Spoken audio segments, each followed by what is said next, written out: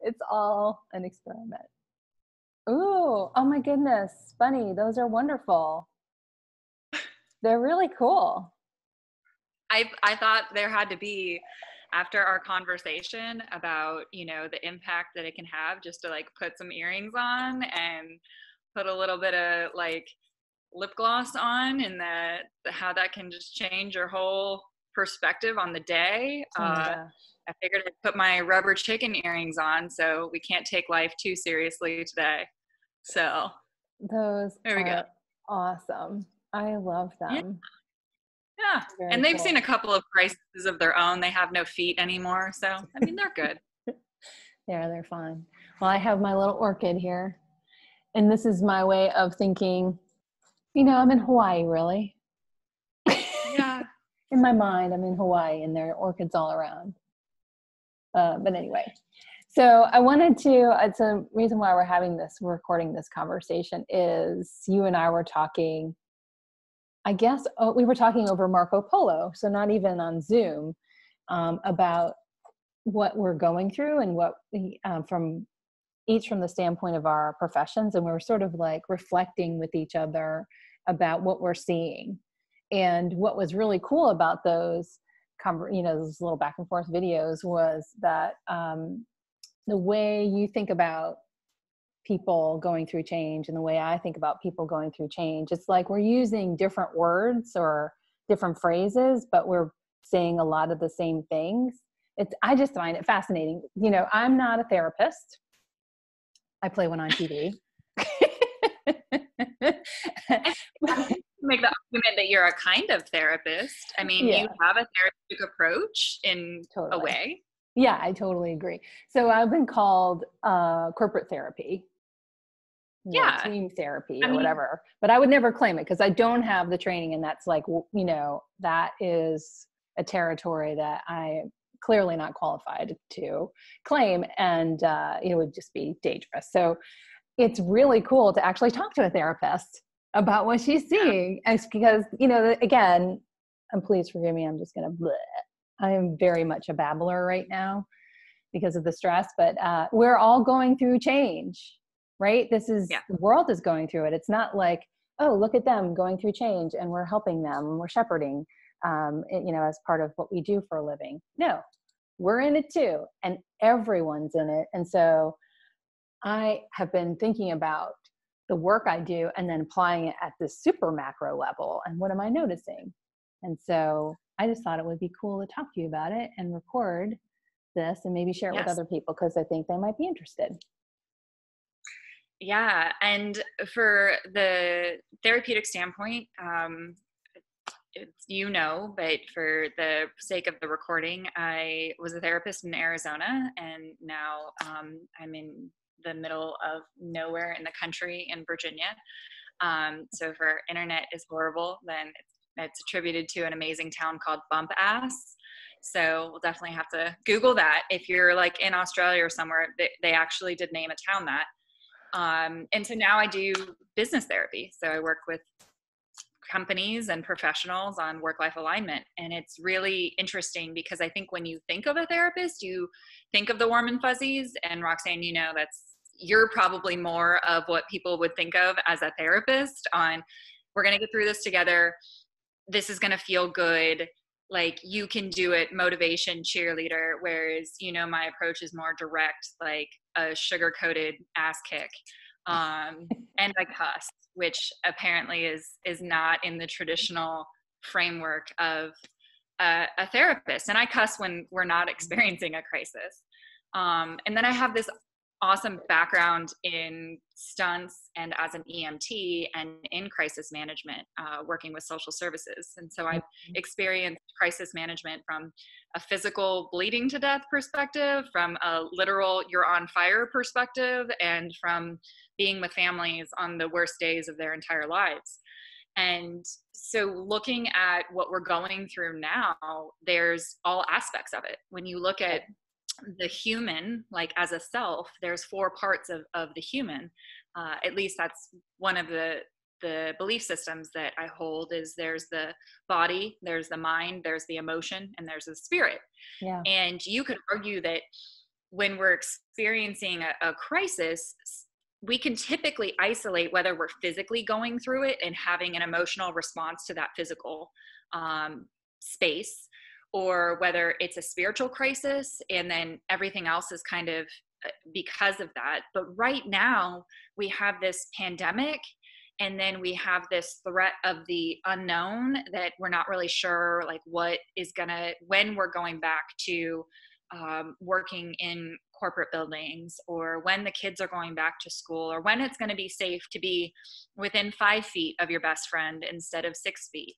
Mm-hmm. And then we also have this economic uncertainty that we're experiencing. And so it's almost like all parts of the self are under attack right now, which means that all parts of ourself need to be managed and healed and addressed. And so that doesn't sound very corporate and professionally, which is probably definitely not a therapy word. But it's true. And when we're experiencing this change, it's like the world's going through menopause. Like, let's just call it like it is. Right. And there's this new season coming, and you and I had talked about a really good visual for individuals right now in managing this input that is coming in. Is if you have this Venn diagram, this one circle, it is things that are happening, right? And it's like things that are happening, and does it impact me? Yes or no? And if the answer is yes, then it kind of falls in this part of the Venn diagram that overlaps with I can do something about it. So if you answer yes to both of those questions, things that are happening to me and things I can do something about, those are the things that you want to focus your energy on and focus your intention on. But if it's something that's happening, that impacts you and you can't do anything about it, wrapping up your energy resources in that anxiety or in that concern will produce very little results other than more stress, fear, anxiety, which is exhausting to all parts of the self. Mm-hmm. And if you're in that aspect of, can I do something about it? But it's not something that directly impacts me. Remember that right now, conserving of all resources is really important.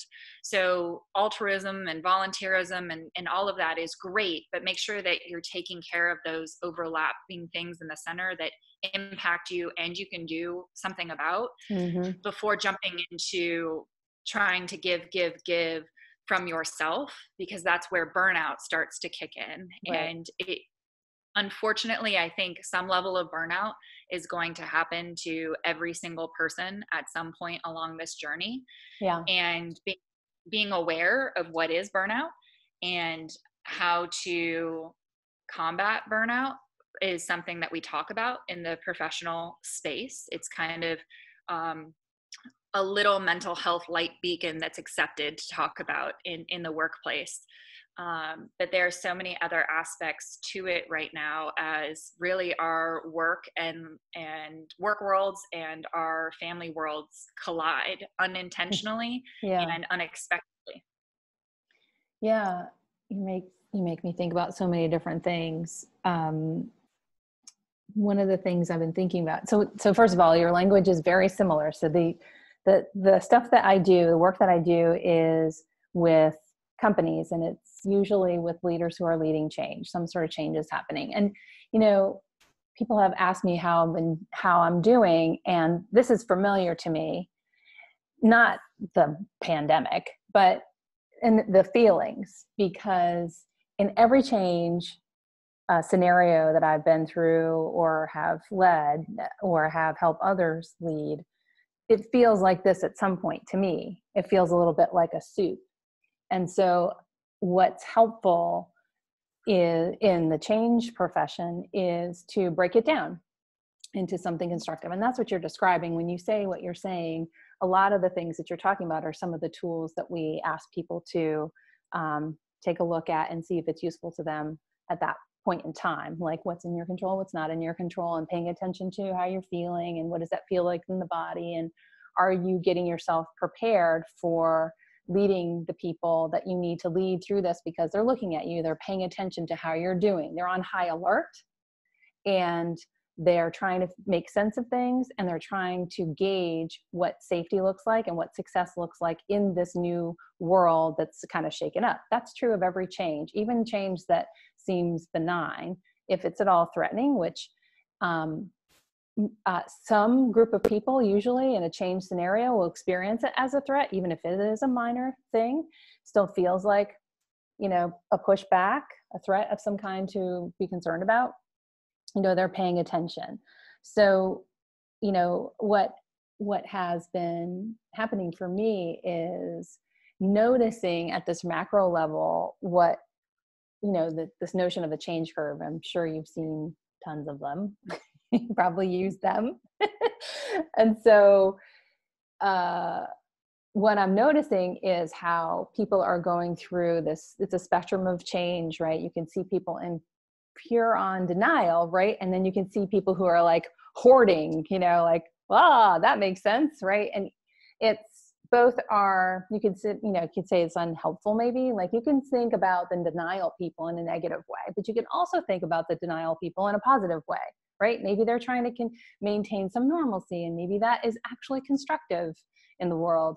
And then you can think about the hoarding people, or the people who are taking these, what looks like severe precautions. And you can think, wow, that's unhelpful. But you could also think, well, maybe it is helpful that they are taking extra steps that maybe some of us aren't, that we can benefit from later. Or maybe we should pay attention to what they're doing, because maybe we should do at least some of that.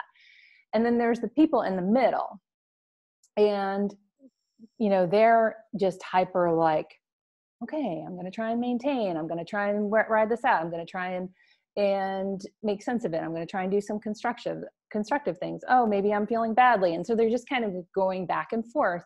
Sometimes they go out to this end and this end, but mostly they're doing this. And so during change, I feel this. This is the empathy part that I feel. A lot of change people just have this empathetic nature. So I feel that with them. I also have to keep one foot out. I have to keep one foot out, because then I'm not constructive for them. I'm not useful anymore if I go native.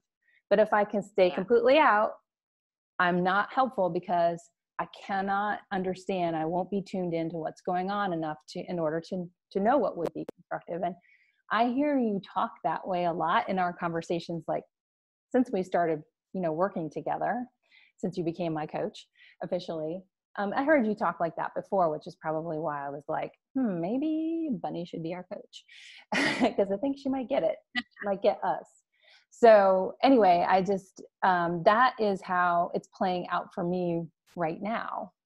Does that resonate for you? It does. In the aspect of, and I know you have a background in yoga practice as well. And so if you think about that in the grounding aspect of, if you don't have that balance, then almost zero poses can be accomplished. And sometimes it takes 4 limbs on the ground in order to accomplish balance. And you work up towards being able to stand in tree pose, which for those of you who are not familiar with yoga is standing on one leg, and there's variations, but with your other leg basically on your thigh. And it looks very simple, and yet there are so many parts of it that go into making that successful.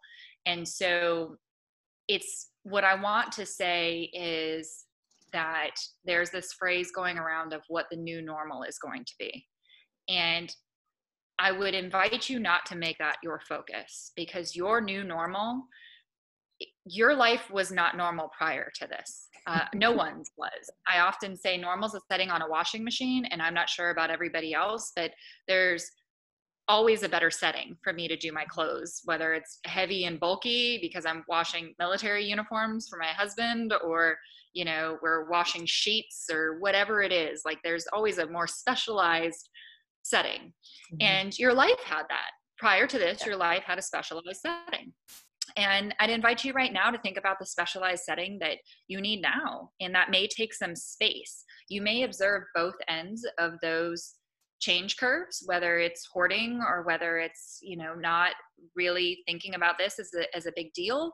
And invite yourself to spend some mental time in each space and say, like, what's the best setting, let's use that word, for our family right now and for myself right now.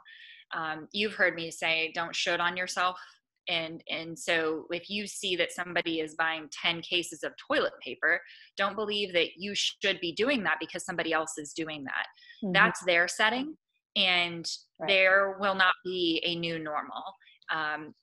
It's just going to be life as it is in that moment, and life will continue to change. The only constant is change. This is your profession. This is why your firm exists, is to help people consistently with change. It's not like you established the change decision 5 weeks ago when we began this. Change is constant. Mm-hmm. And so identifying what is best for you right now, and then making the decisions on where you're going to take your step and be present for clients. And it may mean that you take some time just to heal from this, mm-hmm. because one of the things that we use the word crisis.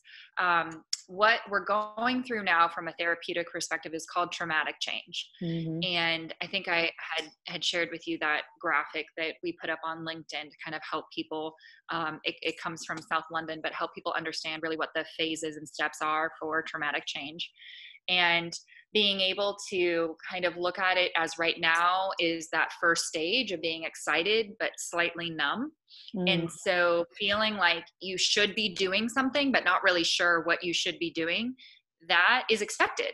So that's that excitement, but like the numbness is, I don't really have an emotional attachment, so I'm just taking on kind of other people's perceptions of their emotional reactions to this and being like, does that work? Does that work? Does that mm-hmm. work? And nothing's really sticking. Yeah. And so there's a little bit of a disassociation as you move through this, because we've never, as a human species, gone through, to my knowledge, I haven't been here forever, but gone through something like this, mm-hmm. and gone through it as a world.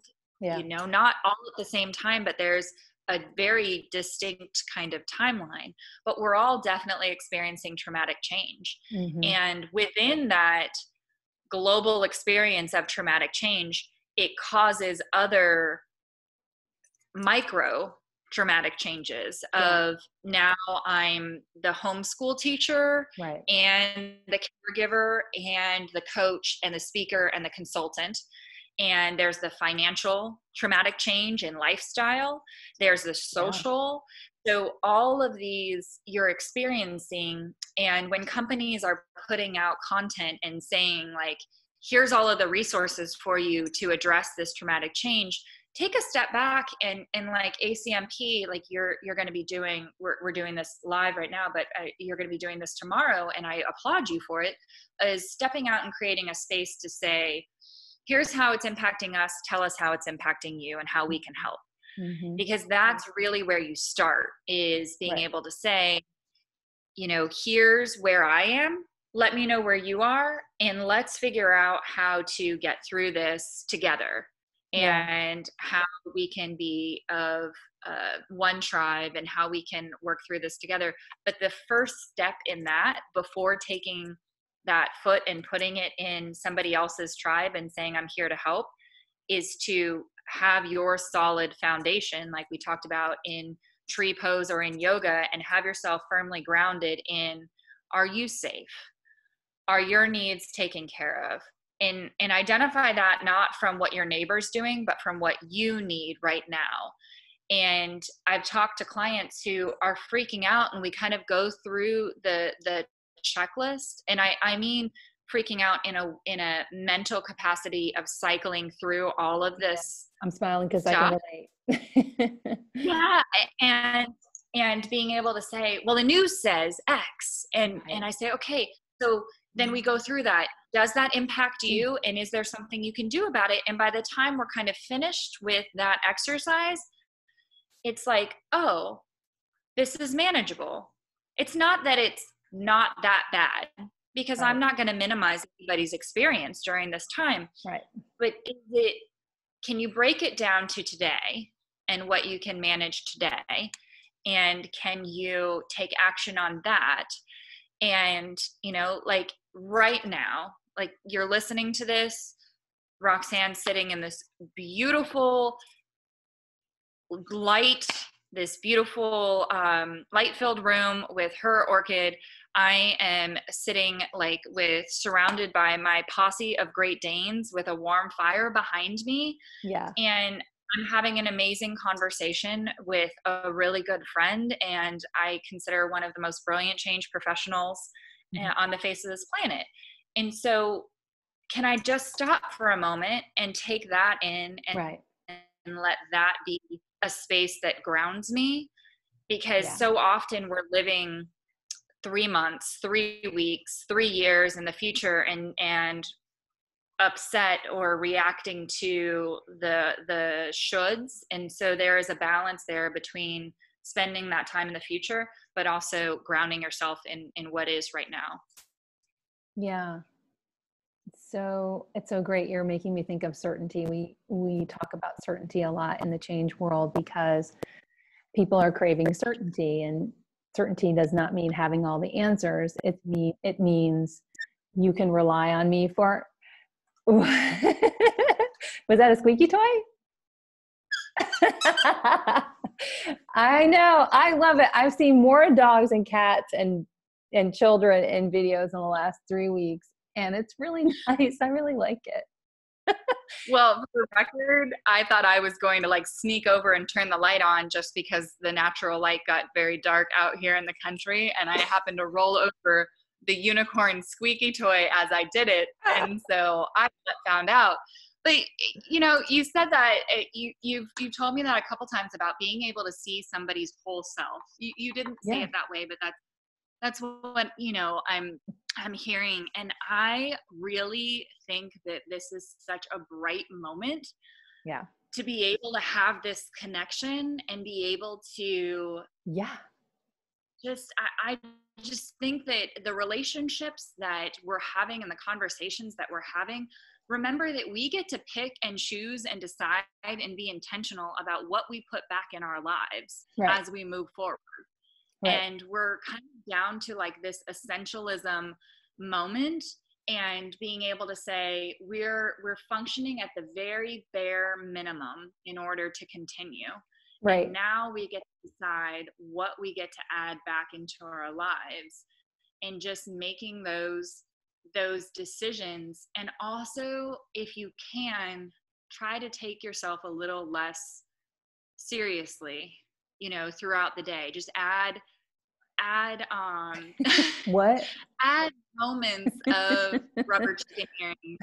This is for Ed. I had my mermaid socks on today. Oh, nice. Just for Ed, but just have those moments where you can remind yourself of the fun, amazing, incredible, brilliant, strong person that you were, you Right. are, and you Right. continue to be. Yeah, exactly. Yeah. So I agree with that. What's funny is, again, the words you say I use all the time, right? So I'll say, this happens a lot when I'm doing change work for leaders. I'll say things like, okay, so what don't you want to happen? Like, what's the worst case scenario?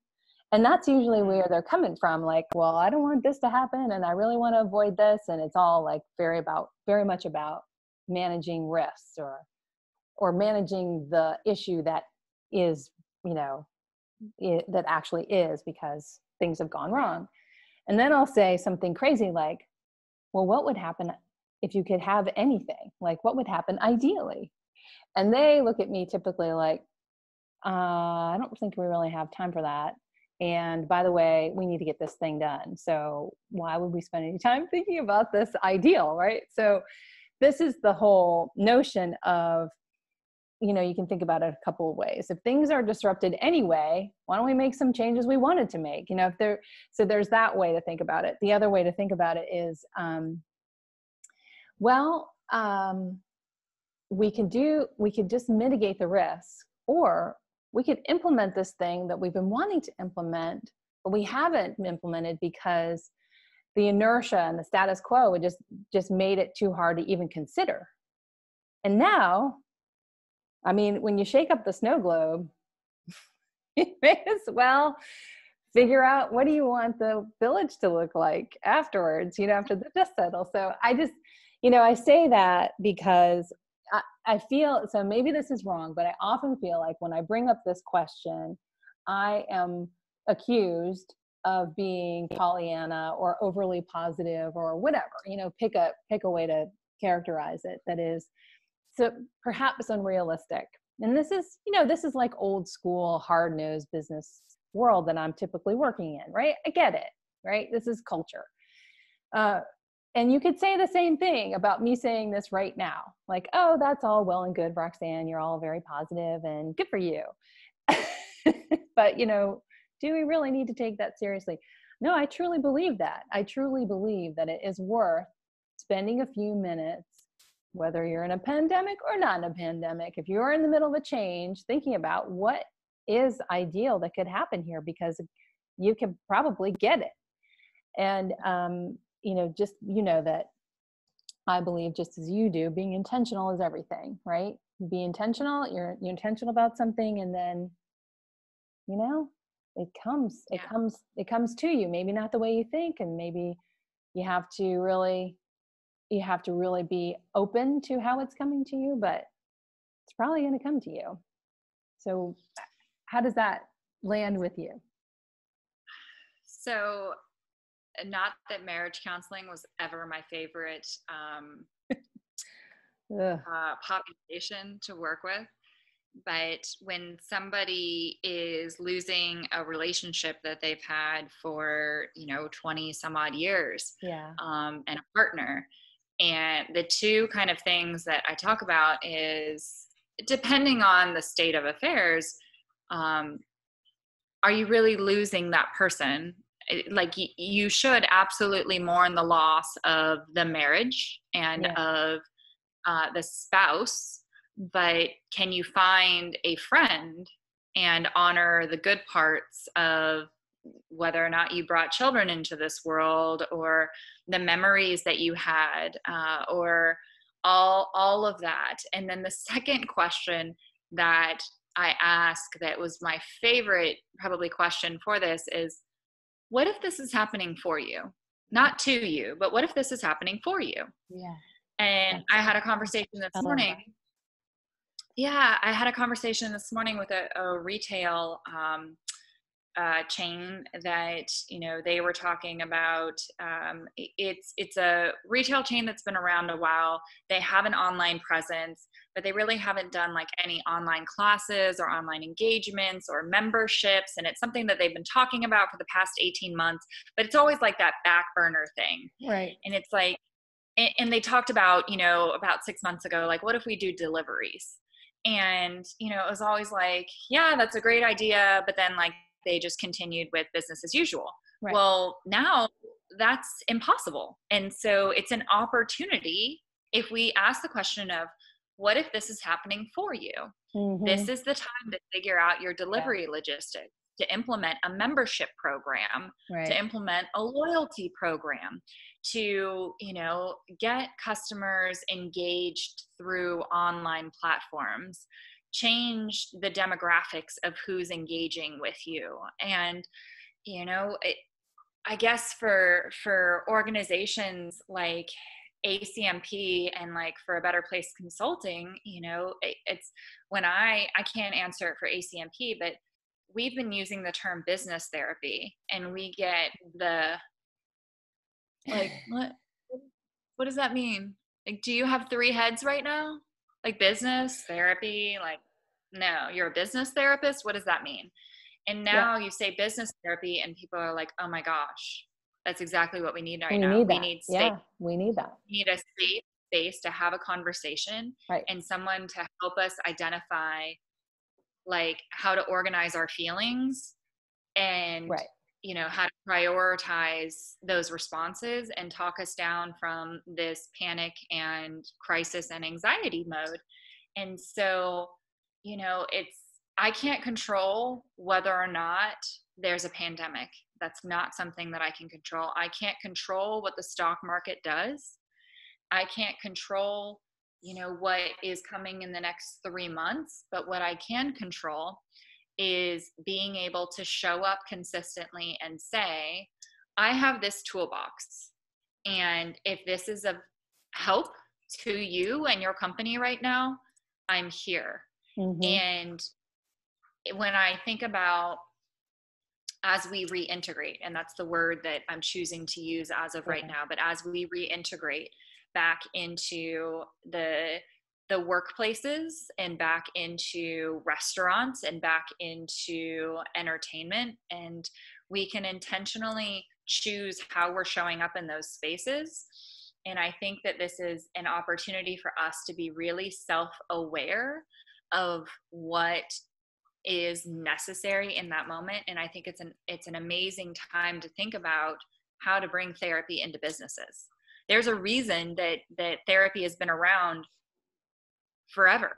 Like pretty much we've always had some kind of a sage or person that you could go and talk to for advice. You could argue that as long as there's been commerce, there's been mental health, because humans have always exchanged value, and there's always been that person whose value has been creating a safe space for change and transformation and thinking about it.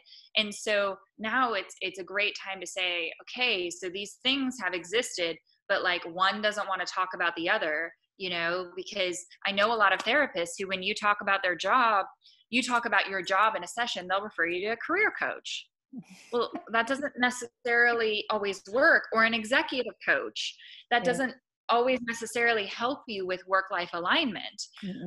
There are some fantastic individuals out there who can do it.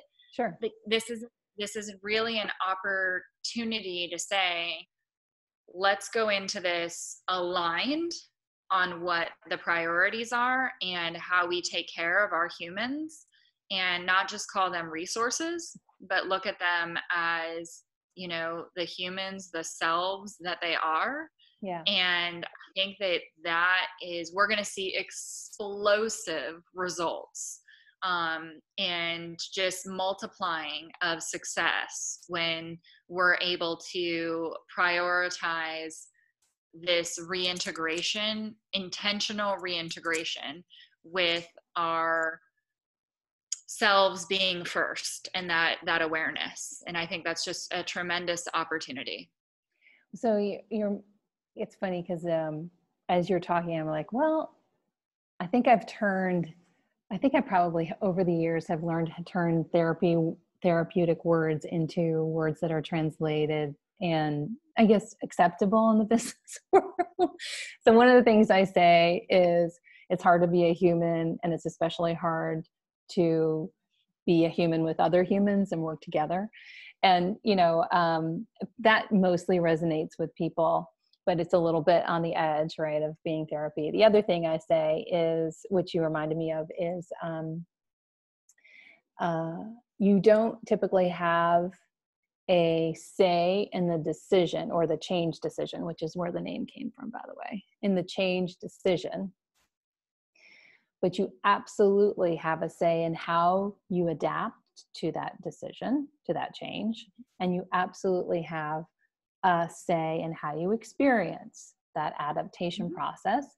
So that's one thing. And then what I say to leaders, because oftentimes I'm talking to leaders, I say, and you as a leader have a tremendous influence over that experience. So if you think it's going to be bad, you seal the deal. Right? So anyway, I as you're saying these things, I'm like, yeah, I say this, but I say it this way. And that seems to be, when I say it like that, it lands. At least that's been my experience. And so one of the things I was thinking about, and I definitely have been wanting to ask you about as a therapist, when I start to work with people on a change that's going on, one of the questions I ask amongst many standard questions is, what change have people been through recently? And did it go well or did it not go well? Right? And then, and so what I wanted to ask you about is people who have just come off a bad change or were experiencing a bad change before this happened, right? I was feeling a lot of stress with change as this pandemic started to come into my awareness and get ratcheted up. So I was already coming in kind of on my back foot as it relates to my readiness for handling this. So I'm wondering, like, how does that show up for you in the work that you do? I imagine you inquire in a similar way, but I just don't know. So the brain, I'm going to get a little neurochemistry for a second, because, Yay. well, one of my mentors happens to be like one of the world's best brain surgeons. And it's weird how the world works, but his wife was my supervisor in grad school.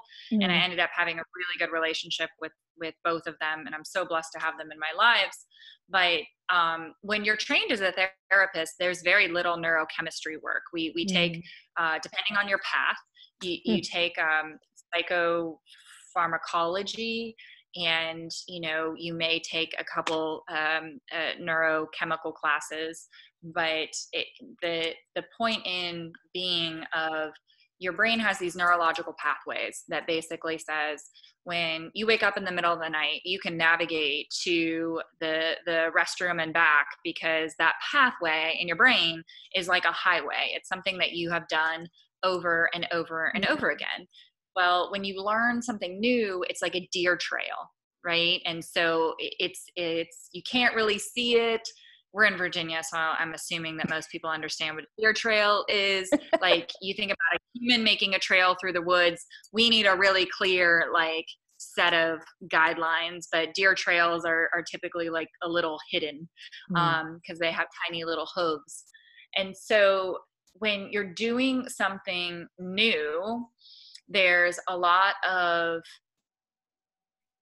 the anxiety around it in that aspect that you don't really know what to expect, but there's a little bit of excitement, and your perspective has 100% to do with both of those. But that being said, your brain is trying to take some of those highways and past experiences and add them together so that you can be most successful and prepare you for this unknown ahead. And so when we're going through something that we don't really have direct experience with, like, it's not like we had a pandemic in 2019 that we knew exactly what to expect. And that's probably a lot of what our government's dealing with and what the world's dealing with right now. But our brains, each individual human brain, is trying to add up those neurological pathways in order to give us a good plan of action on how to respond to this. So if you're an individual who has been through a lot of traumatic change, experienced a lot of trauma, then your brain right now is probably reacting to this with an incredibly heightened response, because your brain's dumping these chemicals into this, being like, chemicals into your brain saying fight or flight, fight or flight. Remember last time we kind of felt something like this really bad thing happened, and you really need to take care of yourself right now, and you need to go out and you need to buy 10 things of toilet paper, and don't even answer the phone because maybe the coronavirus can be communicated through a telephone, and I'm not saying that any of those people are mentally unstable. I'm saying that the way that their brain, based on experiences, this is how humans evolve and adapt, is their perspective of situations. And you can take somebody who has been through, the same quote unquote number of traumas, two people that have been through the same number of traumas, but they had different perspectives and different coping skills throughout those traumas, and they're going to experience this in a very different way. So it's important to know where your feelings are coming from. And we've discussed patterns before, because there are patterns that show up in our lives. And, when we're thinking about this, the way that you're thinking about it is probably similar to a pattern that you have used to process through a trauma previously in your life, whether or not it's the loss of a loved one, whether or not it is, having to shut a business down, going bankrupt, whatever that trauma may be. Mm-hmm. And so when you're looking at it, I'm looking at it because I'm kind of that brain chemistry nerd. When I'm looking at people's reactions, I understand that at a lot of levels, they're not reacting to right now. They are giving biological and neurochemical and evolution-based reaction based on their previous perceptions and previous experiences. So the more that we can bring people back into the present moment and ask you what you're really feeling right now and what you're really experiencing today and where your body and your mind is at. And this is what we do when I'm working with individuals that are having post-traumatic stress symptoms, is reminding them what they're smelling right now, what they're feeling right now, and bringing them back to this present moment. Yeah. And so, there's what you're experiencing is 100% what you're experiencing. And if you're an individual that has dealt with post-traumatic stress or is dealing with post-traumatic stress, when you're having a flashback, there is no human being on the face of this planet who can tell you that what you're experiencing is not real, because you are. And I've witnessed it more times than I'd like to imagine. That the way to ground yourself is to find the present moment. And that's really kind of the opportunity here, is to be able to understand the brain chemistry and understand if you're going to be more susceptible to this particular moment in time because of what's going on. But your perspective, again, I know I've said this several times, but your perspective is everything. And when you're going, like, if you take your example and you say that, you were going through this change and you felt like you were on your heels, and then you heard the news say, this is going to be the worst thing ever. And you took that and were like, oh my gosh, I was already on my heels. This is going to be the worst thing ever. And, we have no idea what we're going to do. Your brain is connecting those worst case scenarios, expectations, and previous experiences in order to prepare you. Right. If you're going through this change and you're hearing the news say this is going to be the worst thing ever, and you say, well, I have an entire toolbox full of change tools. Right. And I have access to a global change management professional network. Bring it. Right. Like, then those are releasing two completely different sets of neurochemical responses in the brain. Yeah. But there's a split second moment where you have input that goes into your brain and it releases that physical and mental and behavioral or action pattern on how you're going to react to it. And you and I have talked about that in the question that I told you it came from one of my coaches was, is this pattern serving you? Right. Because there are times in which that fight or flight pattern 100% serves you. Totally. It's kept you safe. It's kept you alive. It's kept you, from going into bankruptcy, depending on the severity of this trauma. And it has served you. But that doesn't mean that right now, today, that pattern is going to serve you. And it's not about implementing a new pattern.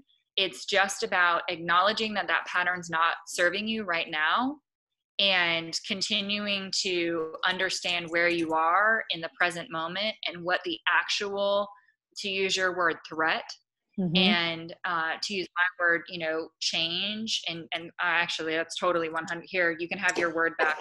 Change is 100% your word. Where am I and what am I experiencing?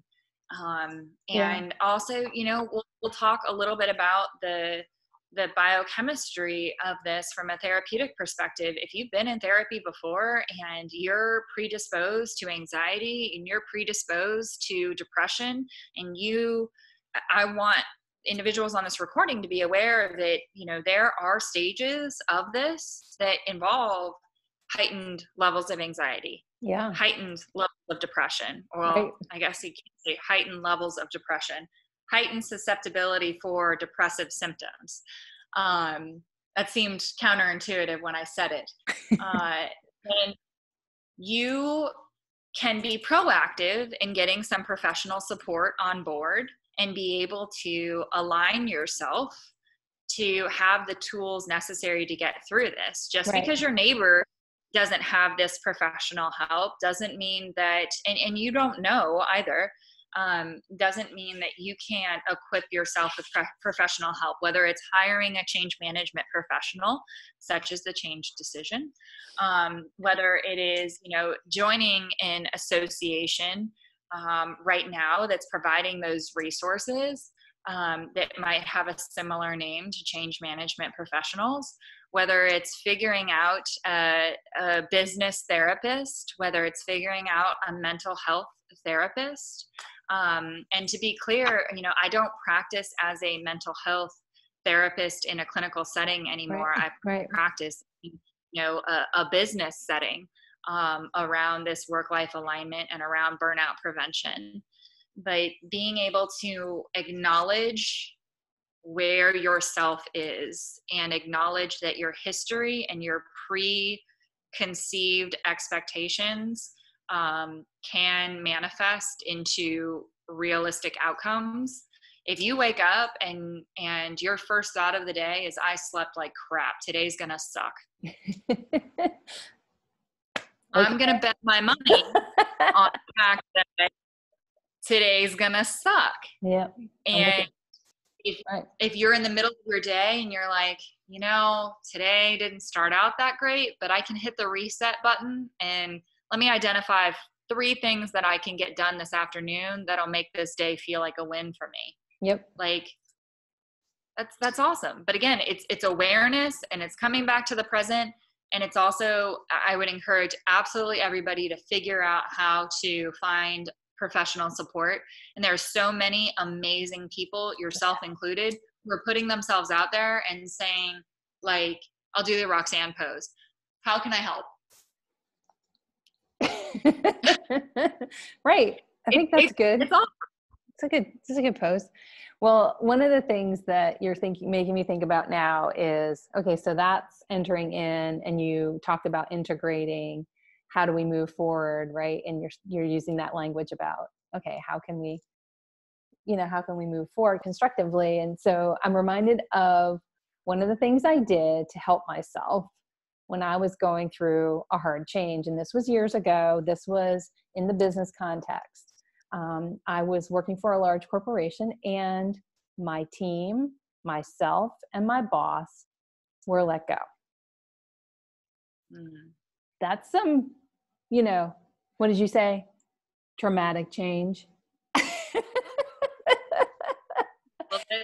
Yeah. So I've been working for the organization for 14 years, right? This was something that happens, you know, in corporate America. This is just what happens sometimes, especially in large scale organizations. And certainly people are going through this today, right? And so I was not expecting it.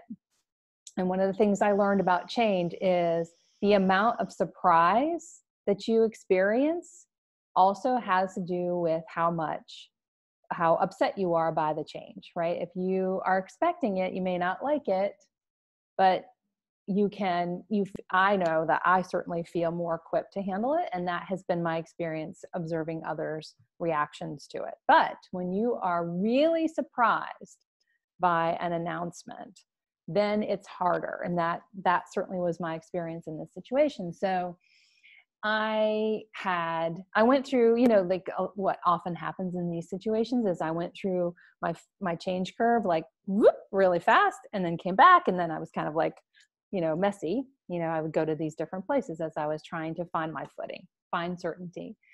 And eventually what I did was I started to just write, just to get it all out. Blah, kind of get out all the emotions. Right. This is a strategy that I had learned a long time ago that helped me, to your point. And then I was like, okay, I need to do something constructive. So what I did was on my wall over here, which I use a lot to just like get some ideas going. And there's a bunch of things. Can you see the Post-it notes? There's Love it. Yeah. some stuff there right now. Not about this example, but about another project. Anyway, so what I did was I put 3 categories up on the wall. One was current responsibility, so current state, and then future state, so way over to the right, to my right, and then the middle, progress. And everything that I had to do with current state, everything I was responsible for, I put a Post-it note for those things. Everything that was related to the future, that was about hope and where things could be, I put there. And then everything in progress, I put in the middle. And the future state, in the current state, it was my current responsibilities related to my job that I needed to hand off. In the future state, it was, I'm going somewhere new and I have these 3 or 4 things that I can explore actively.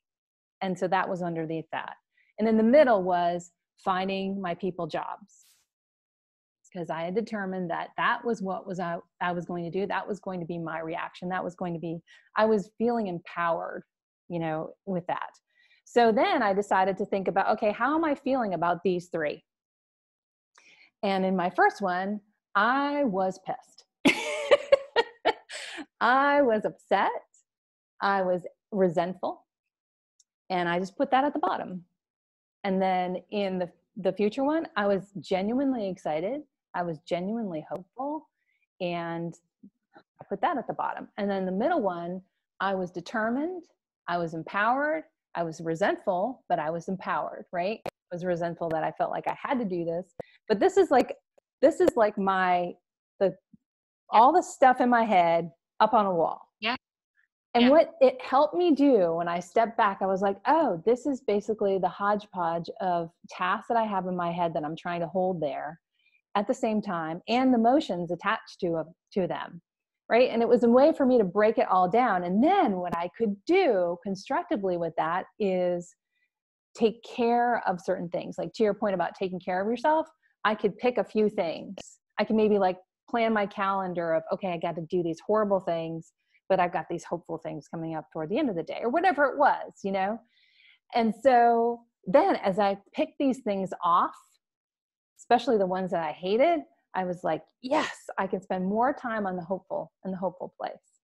It was so helpful for me to get through this horrible thing and create certainty for myself when there was very little certainty. So that's what you were reminding me of. And anyway, I was just thinking about that. You did wall therapy. I did wall therapy.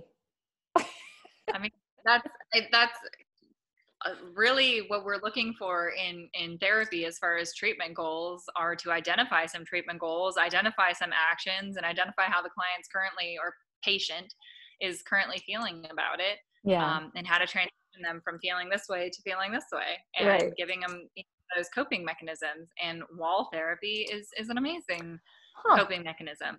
I didn't know that was a thing.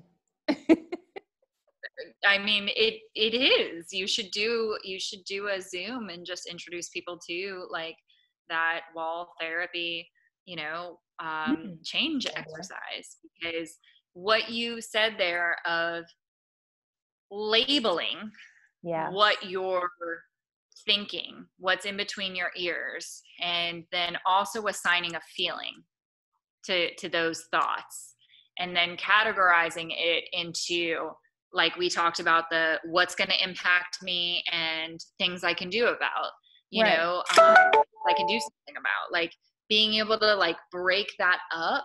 It gives you a sense of, I don't often use this word in this manner, but it gives you a sense of control, right, and empowerment that you can impact your future because, Right. you know, working with a corporate client that's desiring to transition to entrepreneurship, they're like, oh, well, you know, it's just hard to walk away from the guarantee of a paycheck. And at the reality, to your point, the only real guarantee of a paycheck is if you're making your own paycheck.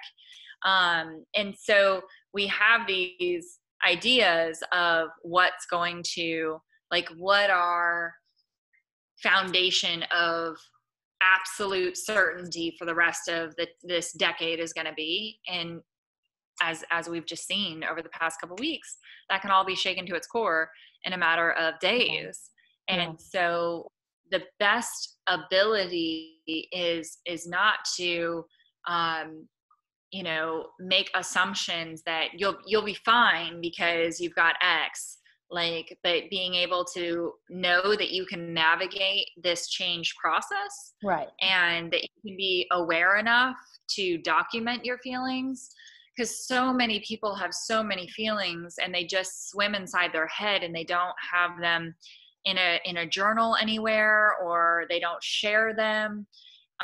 Or they talk to them about friends, but, you know, they don't really ever label those feelings. And sometimes I'll take a client that has been doing something for 3 months, trying to make a change or trying to do something new. And it could be as simple as waking up in the morning and going and exercising. And it's like, yeah, well, for the past 3 months, I really wanted to exercise. This is a really mundane example, but we're going to go with it. And so then for the next 3 months, I'm like, okay, well, put it in your calendar and visualize what you're going to feel after you exercise to give yourself that motivation. Yeah. And then have some accountability for, you know, implementing that. And just that visualization of here's how I feel after I'm going to accomplish this. I love eating jars of Nutella with a spoon, but about 45 minutes after I exercise that particular desire, I feel like crap. And so I've started thinking about, okay, why do I want to sit here and eat Nutella? Well, because I love the way it tastes, but I definitely don't want to feel like crap. And so is there something in between of eating like Nutella with a spoon and like not having the Nutella that is manageable and that will give me that desired impact without, you know, all of those negative repercussions? And until I really stopped and thought about it and broke it down kind of in your wall therapy process, we didn't have that. The one flip side to the unexpected being let go, termination, is that sometimes I had shared with you about my mom read from front to back What to Expect When You're Expecting. And she gave me this book, and this just talks about being different humans. She gave me this book when I was pregnant, and I had 4 miscarriages prior to having my first daughter. And I couldn't tell you at what pregnancy she gave me the book, but I remember reading like the first couple chapters. And because I had, you know, miscarriages and my mom had not, I was reading through this with like a almost panic perspective of like, I don't need to know the 90 things that could go wrong that are probably not going to go wrong. And my mom felt empowered being able to have this knowledge. And so it, for me, I enjoy, or I'm grateful for those moments when change just happens to me and I can move forward from there, rather than almost being concerned that it's going to happen to me. Because I find that anxiety that comes with that uncertainty is energy that's not useful for me. And so if, like, when I get an email and it's from our largest client and they say, hey, we need to talk, like, I try to not let my brain go to, are we going to have this like breakup Dear John conversation? I'm just like, all right, is there anything that you would like me to have prepared for our conversation that would make it more beneficial for you, or anything I can send over? And sometimes, Roxanne, it's as stupid as like, I shouldn't say stupid. Right. It's as like funny as like, you know, we went and did that exercise with my team, and they decided that my number one priority should be not being in the office because I disrupt everybody. And like, I'm like, oh, great. And other times it's like, yeah, you know how we talked about taking that self-care time? Well, I finally did it, and it was the most profound experience that, you know, I've had in a decade. And then sometimes it's like, I don't know how I'm going to pay our next invoice because there's a global pandemic. Right. And I can tell you that we've never needed your services more, but we don't know how to pay for them. Right. And so, sure. But the baseline that I'm entering that conversation with can greatly impact how the conversation goes. Sure. So I've noticed that about me is, while I do like to be prepared, I try not to get emotionally caught up in the what ifs. Yeah. So it's interesting you say that, because what you're conjuring up for me is so change management can sometimes be interpreted by people as hand-holding, and that's exactly the opposite of what it is. It's actually respecting humans wherever they are and whatever they need, and not judging it. It's, you know, it's not quote unquote babying them. It's treating them like adults, but also treating them like they're adults that have, you know, real feelings and perspectives that are legitimate to them based on their entire life experience. So judging is actually not useful in these things. It's more like observing, noticing, and then figuring out, is there something that I can do that's constructive here to help them move forward? That's it, right? Beyond that, it's not hand-holding at all. So anyway, that's what you made me think about. I get what you're saying. Well, if I think what you just said is my ask for everybody listening to this recording is take a moment to observe. Yeah. What you're feeling, what you're noticing. Maybe draw those two flow charts or Venn diagrams, however your brain perceives that, of answering the questions of what's impacting me. And then, you know, what can I do? What can I actually impact or have do something about? And then Roxanne and I are here. Like, it's one of the things that I have mad respect about her and Ed, and the way that they've put themselves out there to be able to have everything from virtual happy hours to just these conversations, including this conversation right now. So if there's anything that we can do to help and to heal together during this time to help you make a difference, then, you know, put it in the comments, let us know. Yeah. And I know I gave people homework, but you're not shocked. Yeah, I wouldn't expect anything else, Bunny. It's awesome. It's all thank good. You for letting me hear. Yeah, thank you for engaging in this experiment. I think we need more experiments right now, because it's therapeutic, right? Yes, absolutely. All right. Well, thanks for making the world a better place. I'll hop off. Right back at you. Bye. Bye.